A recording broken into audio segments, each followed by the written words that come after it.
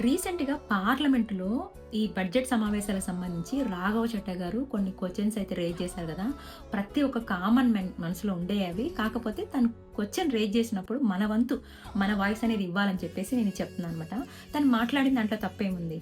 Income tax, toll talks అంటే incoming calls ఆపేస్తున్నారు కదా! దాని గురించి అండ్ ఎయిర్‌పోర్ట్ ఫుడ్ గురించి అండ్ పొలిటీషియన్ రీచార్జ్ గురించి తను అడిగిన దాంట్లో తప్పేముంది? సరే అవన్నీ పక్కన పెట్టి మనకి అవన్నీ కాదు. ముఖ్యంగా మనకి అసలు ఓటు హక్కు అనేది చాలా ఇంపార్టెంట్ అనమాట. ప్రతి దానికి పెన్షన్‌కి కానీ, ఆధార్‌కి కానీ ప్రతి దానికి బయోమెట్రిక్ యూజ్ చేస్తున్నాం కదా!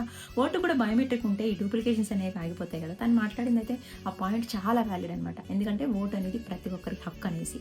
అండ్ నెక్స్ట్ థింగ్ వచ్చేసి రీచార్జ్ చేసుకుంటేనే ఔట్ గోయింగ్ పెట్టేలాగా వెళ్తే ఓకే. ఇన్‌కమింగ్ కాల్స్ ఎందుకు ఆపేస్తారు? అది కరెక్టే.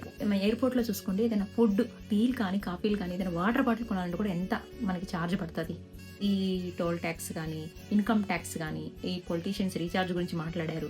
చాలా వరకు చాలా పాయింట్స్ అయితే వాలిడ్ పాయింట్స్ అనమాట. సో, నాకు తెలిసిన ఆ 2 పాయింట్స్ నేను రైజ్ చేశాననమాట. ఇది నేననే కాదు కొన్ని కోట్ల మంది ప్రజలు ఆలోచించేలా చేశాయన్నమాట తన మాటలు.